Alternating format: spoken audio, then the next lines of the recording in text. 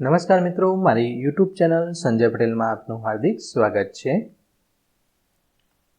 બાળ મિત્રો, આજે આપણે ધોરણ 8 વિષય છે સામાજિક વિજ્ઞાન, તેમાં સ્વ અધ્યયન પોથી જે નવી આવેલી છે, નવું સ્વ અધ્યયન પોથી નવી પાઠ્યપુસ્તક આવ્યું છે, તેના પ્રશ્નોના જવાબની ચર્ચા આજે આપણે આ કરવાના છીએ। સ્વ અધ્યયન પોથી ધોરણ 8 સામાજિક વિજ્ઞાનમાં પાઠ 2, પાઠનું નામ છે ભારતમાં બ્રિટિશ શાસન ઈસવીસન 1757 થી ઈસવીસન 1857 સુધીના સમયગાળાનું છે। જે મિત્રો અમારી ચેનલમાં નવા છે, જેમણે હજુ સુધી અમારી ચેનલને સબસ્ક્રાઇબ નથી કરી, તે અમારી ચેનલ જરૂર સબસ્ક્રાઇબ કરે, વિડીયો લાઇક કરે, શેર કરે અને બેલ નોટિફિકેશન આઇકોન ઓન કરે, જેથી અમારા દરેક નવા વિડીયોની નોટિફિકેશન તમારા મોબાઈલના સ્ક્રીન પર મળી શકે। બાળ મિત્રો, તમારા માટે ખાસ મેં એક એન્ડ્રોઇડ એપ્લિકેશન બનાવ્યું છે, જેનું નામ છે વિશ્વગુરુ સંજય પટેલ, જે તમારા મોબાઈલના પ્લે સ્ટોરમાં વિશ્વગુરુ સંજય પટેલ અથવા સંજય પટેલ સર્ચ કરી ઇન્સ્ટોલ કરી શકશો। ઇન્સ્ટોલ કરતાની સાથે શરૂઆતની આવી સ્ક્રીન જોવા મળશે।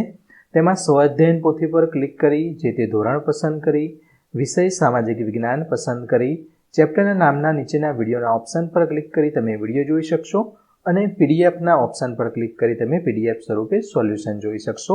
ખૂબ જ સારી એપ છે, કોઈપણ પ્રકારનો ચાર્જ આપની પાસેથી લેવામાં આવતો નથી। તો ચાલો શરૂ કરીએ ધોરણ 8 સામાજિક વિજ્ઞાન સ્વ અધ્યયન પોથીનો પાઠ 2, તેનું સોલ્યુશન જોઈએ। જો અહીંયા તમને પાઠ 2 જોવા મળે છે, ભારતમાં બ્રિટિશ શાસન ઈસવીસન 1757 થી 1857 સુધીનો સમયગાળો, એટલે કે 100 વર્ષનો સમયગાળો છે, તે દરમિયાન જે બન્યું છે તેની ચર્ચા, પ્રશ્નોના જવાબ, ખરા ખોટા, વિકલ્પવાળા પ્રશ્નો દરેકની આપણે ચર્ચા આ વિડીયોની અંદર કરવાના છીએ। પ્રશ્ન 1 છે, નીચે આપેલા દરેક પ્રશ્નના ઉત્તર માટે આપેલા વિકલ્પોમાંથી સાચો વિકલ્પ શોધી ચોરસ ખાનામાં લખવાનો છે। તેમાંનું પહેલું છે, નીચે આપેલ પૈકી કઈ જમીન મહેસૂલ પદ્ધતિ નથી? તો તેમાં આવશે ઓપ્શન બી, જવાબ આવશે ઉલગુલાન। બીજું છે, નીચે આપેલ પૈકી કયું વિધાન કાયમી જમાબંધી મહેસૂલ પદ્ધતિ સાથે સુસંગત નથી? ઓપ્શન સી, કાયમી જમાબંધી મહેસૂલ પદ્ધતિથી ભારતના ખેડૂતો સમૃદ્ધ બન્યા છે। ત્રીજું છે, 18મી સદીના સમયગાળા દરમિયાન ઇંગ્લેન્ડમાં કાચું રેશમ ક્યાંથી આવતું હતું? ઓપ્શન સી, એ અને બંને, એટલે કે આ સ્પેન અને ઇટાલી બંનેમાંથી આવતું હતું।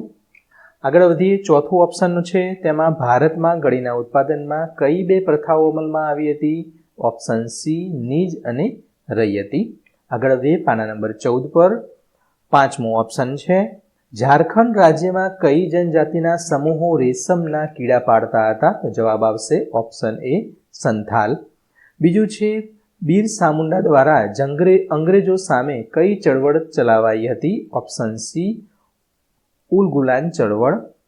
સાતમું છે, ભારતમાં થતી ગળી સંદર્ભે નીચે પૈકી યોગ્ય વિકલ્પ પસંદ કરો? તો ઓપ્શન ડી, એ અને બી બંને ખરા, એટલે કે આ એ અને બી બંને ખરા છે, માટે ઓપ્શન ડી છે તે આપણો સાચો બનશે।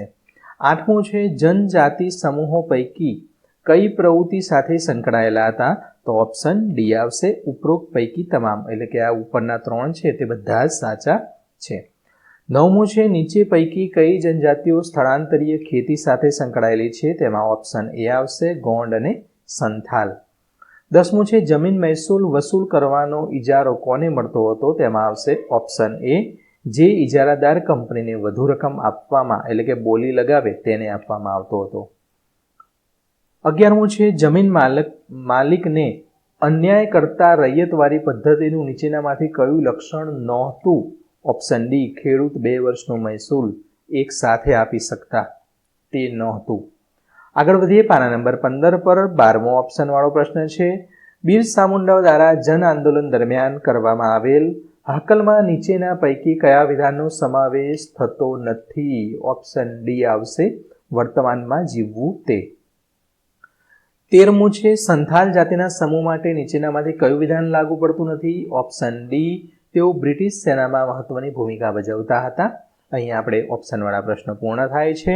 પ્રશ્ન 2A, ખાલી જગ્યા પૂર્ણ કરવાની છે। તેમાં પહેલું છે, બંગાળમાં કરમુક્ત વેપાર કરવાની બાબતમાં અંગ્રેજોને મીર કાસિમ સાથે વાંકું પડ્યું હતું। બીજું છે, અંગ્રેજોની શોષણ નીતિને લીધે અન્ન ભંડાર તરીકે ઓળખાતું બંગાળ કંગાળ બન્યું। ત્રીજું, રૈયતવારી મહેસૂલ પદ્ધતિ મુંબઈ અને મદ્રાસ પ્રાંતોમાં લાગુ કરાઈ હતી।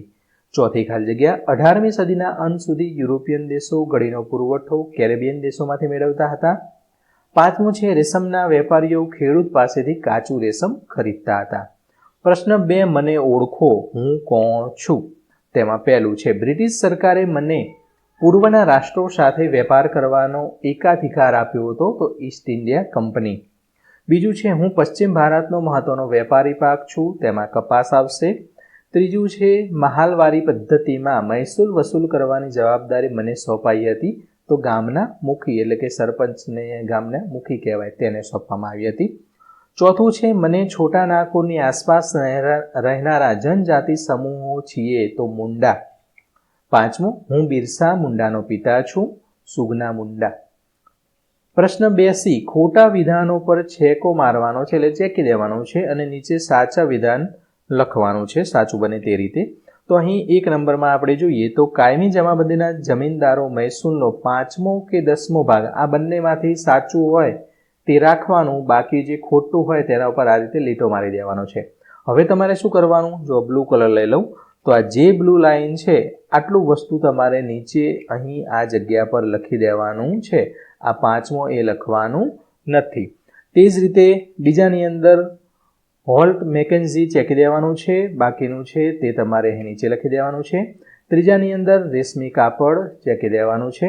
ચોથાની અંદર જમીનદારો ચેકી દેવાનું છે, બાકીનું તમારે નીચે આપેલી જગ્યામાં લખી દેવાનું છે.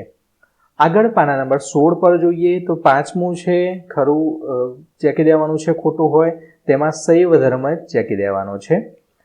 પ્રશ્ન 3A નીચે આપેલ પ્રશ્નોના 1-2 વાક્યમાં જવાબ લખો. તેમાંનો પહેલો પ્રશ્ન કાયમી જમાબંધી મહેસૂલ પદ્ધતિમાં જમીનદારની શું ભૂમિકા હતી? તો કાયમી જમાબંધી મહેસૂલ પદ્ધતિમાં જમીનદારો ખેડૂતો પાસેથી મહેસૂલ ઉઘરાવી એ રકમ સરકારમાં જમા કરાવતા હતા. બીજું, ઈસ્ટ ઇન્ડિયા કંપની ભારતમાં કેવા વેપારો પર પોતાનો ઇજારો સ્થાપવા ઈચ્છતી હતી? તો ઈસ્ટ ઇન્ડિયા કંપની ભારતમાં ખરીદ વેચાણના બજારો પર પોતાનો ઇજારો સ્થાપવા ઈચ્છતી હતી.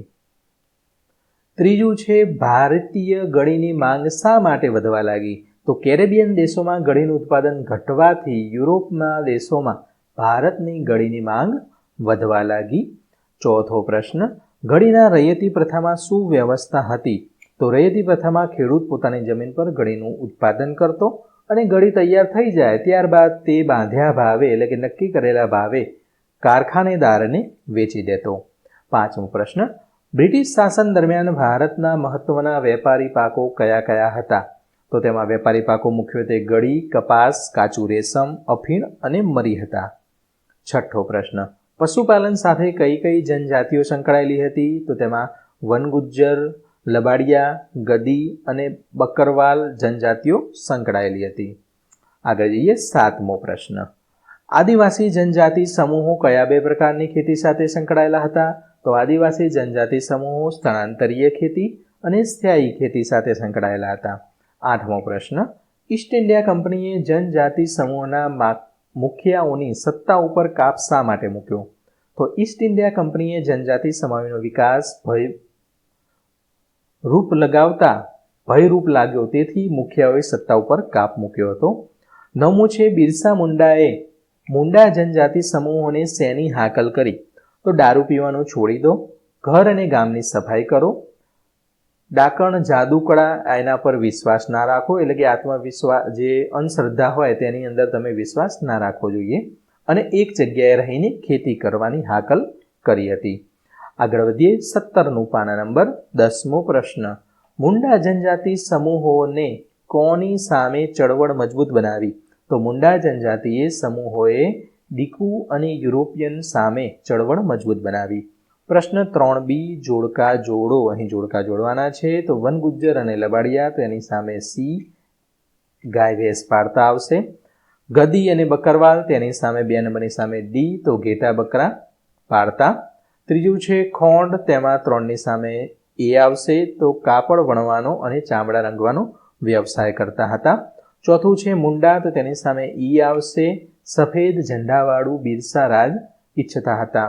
અને 5મું છે સંથાલ તેમાં આવશે ઓપ્શન બી તો અહીં બી લખવાનો છે રેશમના કીડા પાળતા હતા. પ્રશ્ન 4 નીચે આપેલા શબ્દોની સંકલ્પના સમજાવો. તો આપણે શબ્દોની સંકલ્પના સમજીએ. સૌથી પહેલો છે ઇજારો. તો કોઈ વસ્તુ કે સેવાના બજાર પુરવઠા પર એક જ ઉત્પાદક કે વિક્રેતાનો અધિકાર હોય તેને ઇજારો કહે છે. એટલે કે પોતે એક જ હોય બિઝનેસ કરવામાં અને ધંધો ચાલતો હોય તેને ઇજારો કહેવાય. વેપારીકરણ. તો વેપારીકરણ એટલે વધુમાં વધુ નફો થાય એ રીતે વેપારના નીતિ નિયમો ઘડીને વેપાર કરવો. સ્થળાંતરીય ખેતી. સ્થળાંતર એટલે એક જગ્યાએથી બીજી જગ્યાએ. તો કેટલાક આદિવાસીઓ જંગલની જમીન સાફ કરી ખેતી કરતા. એ જમીનની ફળદ્રુપતા ઘટતા તેઓ તે વિસ્તાર છોડીને બીજા વિસ્તારમાં જતા રહેતા અને ત્યાં ખેતી કરવા લાગતા. તેને સ્થળાંતર ખેતી કહેવાય. પ્રશ્ન 5 ટૂંક નોંધ લખો. તેમાં પહેલી ટૂંક નોંધ લખવાની છે કાયમી જમાબંધી. તો કોર્નવોલિસ દ્વારા કાયમી જમાબંધી લાગુ કરવામાં આવી, જેમાં જમીનદારોને જમીન અને જમીન મહેસૂલના હક આપવામાં આવ્યા હતા. તેમણે સરકારના એજન્ટ તરીકે પણ કામ કરવાનું હતું. જમીનદારે મહેસૂલના 9 ભાગ સરકારમાં જમા કરાવવાના અને 10મો ભાગ મહેનતાણા તરીકે રાખવાનો હતો. આ પદ્ધતિમાં ખેડૂતોનું શોષણ થતું હતું, કારણ કે તેને નિશ્ચિત કરેલું મહેસૂલ જમીનદારોને ચૂકવવું પડતું હતું. જમીનદાર ખેડૂતો પર જોર જુલમ કરીને પણ મહેસૂલ વસૂલ કરતા હતા. તો આ રીતે તમે ટૂંક નોંધ લખી શકશો. આગળ વધીએ પાના નંબર 18 પર. બીજી ટૂંક નોંધ છે જનજાતિ પ્રવૃત્તિઓ. તો તેમાં જનજાતિના કેટલાક સમૂહો જીવન નિર્વાહ માટે માત્ર ખોરાક એકઠો કરવાનું કામ કરતા હતા. કેટલીક જનજાતિના લોકો પશુપાલન પણ કરતા હતા. ખોંડ સમુદાયના લોકો ટોળીઓ બનાવી સમૂહમાં શિકાર કરતા, તેમજ જંગલોમાંથી ફળો, કંદમૂળ, ઔષધિઓ અને જડીબુટ્ટીઓ એકત્રિત કરી સ્થાનિક બજારમાં વેચતા હતા. ખોંડ જનજાતિના લોકો કાપડ અને ચામડાના રંગરાળ માટે કસુંબી અને પલાસના ફૂલો વેચતા હતા. કેટલીક જનજાતિઓ ખેતી પણ કરતી હતી. હવે છે આ ત્રીજો પ્રશ્ન, ઉલ ગુલાન ચળવળ. તો તેમાં અંગ્રેજ સત્તાના હિમાયતી, સાહુકાર, જાગીરદાર, જમીનદાર દ્વારા થતા આદિવાસીઓના શોષણના વિરોધમાં ઉલ ગુલાન ચળવળ થઈ હતી. તેના નેતૃત્વમાં બિરસા મુંડાએ કર્યું હતું. આ આંદોલનની વ્યાપક અસર દક્ષિણ બિહારના છોટા નાગપુર વિસ્તારમાં લગભગ 400 માઇલના વિસ્તારમાં થઈ હતી. ઉલ ગુલાન ચળવળ દરમિયાન બિરસા મુંડાને પકડીને કેદમાં પૂરવામાં આવ્યા હતા. ઈસવીસન 1897માં જેલમાંથી મુક્ત થયા પછી બિરસાએ ફરી ચળવળ ચલાવી અને ઈસવીસન 1900માં બિરસાનું અવસાન થવાથી ઉલ ગુલાન ચળવળ મંદ પડી હતી. પ્રશ્ન 6 નીચે આપેલ પ્રશ્નોના મુદ્દાસર જવાબ આપવાના છે. તેમાં પહેલો પ્રશ્ન, અન્ન ભંડાર તરીકે ઓળખાતું બંગાળ શા માટે કંગાળ બન્યું? તો જમીનદારો ખેડૂતોનું શોષણ કરતા હતા. આથી ઉત્પાદન થાય કે ન થાય તો પણ ખેડૂતોએ જમીનદારોએ નક્કી કરેલું મહેસૂલ તેને આપવું પડતું હતું. જમીનદારોએ ખેડૂતોની જમીન ખરીદતા ખેડૂતો જમીન વિહોણા ખેત મજૂરો બની ગયા હતા. અંગ્રેજ સરકારે ખેડૂત કે તેની ખેતીનો વિકાસ થાય તેવા કોઈ પગલાં ભર્યા નહીં. બંગાળમાં ખેતીનું ઉત્પાદન ઘટી ગયું. આથી એક સમયનું અન્ન ભંડાર ગણાતું બંગાળ કંગાળ બની ગયું. બીજો પ્રશ્ન છે, 18મી સદીમાં ભારતીય ખેડૂતોની સ્થિતિ કેવી હતી? 18મી સદી અત્યારે કઈ સદી ચાલે છે? 21મી. તેવી આપણે 18મી સદીની વાત કરવાની છે. તો 18મી સદીમાં ખેડૂતો શેરડી, ચા, અફીણ, મરી મસાલા વગેરે મહત્વના વેપારી પાકોની ખેતી કરતા. કંપનીના વેપારીઓ આ પાકો નીચા ભાવે ખરીદતા. વેપારીઓ ખેડૂતોને વાવેતર માટે ધિરાણ આપતા. આમ ખેડૂતોને દેવાદાર બનાવી તેમની પાસેથી નીચા ભાવે પાકો ખરીદી કરતા. આથી ખેડૂતો વધુને વધુ ગરીબ બનતા ગયા. ગરીબ ખેડૂતોની જમીન જમીનદારો ખરીદી લેતા. પરિણામે ઘણા ખેડૂતો જમીન વિહોણા એટલે કે જમીન વગરના થઈ ગયા. આગળ જોઈએ પાના નંબર 19 પર. ત્રીજો પ્રશ્ન છે, બ્રિટિશ શાસન દરમિયાન જનજાતિ સમૂહો કેવી કેવી પ્રવૃત્તિઓ કરતા હતા? તો જનજાતિના કેટલાક સમૂહો જીવન નિર્વાહ માટે માત્ર ખોરાક એકઠો કરવાનું કામ કરતા. કેટલીક જનજાતિના લોકો પશુપાલન પણ કરતા. ખોંડ સમુદાયના લોકો ટોળીઓ બનાવી સમૂહમાં શિકાર કરતા, તેમજ જંગલોમાંથી ફળો, કંદમૂળ, ઔષધિઓ અને જડીબુટ્ટીઓ એકત્રિત કરી વેચતા. ચોથું છે, ખોંડ જનજાતિના લોકો કાપડ અને ચામડાના રંગકામ માટે કસુંબી અને પલાસના ફૂલો વેચતા હતા. પાંચમું છે, કેટલીક જનજાતિઓ ખેતી પણ કરતા હતા. તે જ રીતે ચોથો પ્રશ્ન છે, સ્થળાંતરીય અને સ્થાયી ખેતી વિશે ટૂંકમાં જણાવો. તો સ્થળાંતરીય એટલે અગાઉ આવી ગયું છે, એક જગ્યાએથી બીજી જગ્યાએ જઈ અને ખેતી કરવી તે.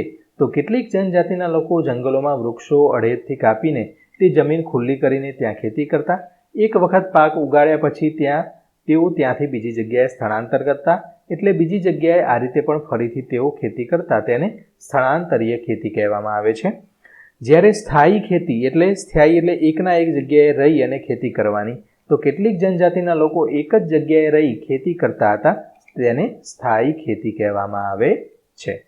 પ્રશ્ન 7. નીચે આપેલ શબ્દચોરસમાંથી બ્રિટિશ શાસન દરમિયાન ભારતમાં રહેલી વિભિન્ન જનજાતિઓના નામ શોધીને લખો. તો અહીં આપણે જોઈ શકાય છે, અહીંયા ખોંડ છે, અહીં સંથાલ છે, અહીંયા કોલ, અહીંયા બકરવાલ, અહીંયા લબાડિયા, અહીંયા આવશે ભીલ, અહીંયા વનગુજ્જર, મુંડા.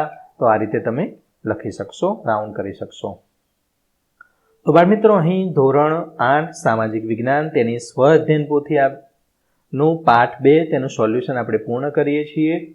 મિત્રો, અમારી એપ્લિકેશન વિશ્વગુરુ સંજય પટેલ, તેની અંદર આ તમામ વિડીયોની લિંક તેમજ PDF સ્વરૂપે સોલ્યુશન પણ આપેલ છે. તદ્દન ફ્રી એપ છે, કોઈપણ પ્રકારનો ચાર્જ આપની પાસેથી લેવામાં આવતો નથી. તો ફરી મળીશું આગળના પાઠ 3ની અંદર. ત્યાં સુધી આવજો. વિડીયો અંત સુધી જોવા બદલ આપનો ખૂબ ખૂબ આભાર. ધન્યવાદ.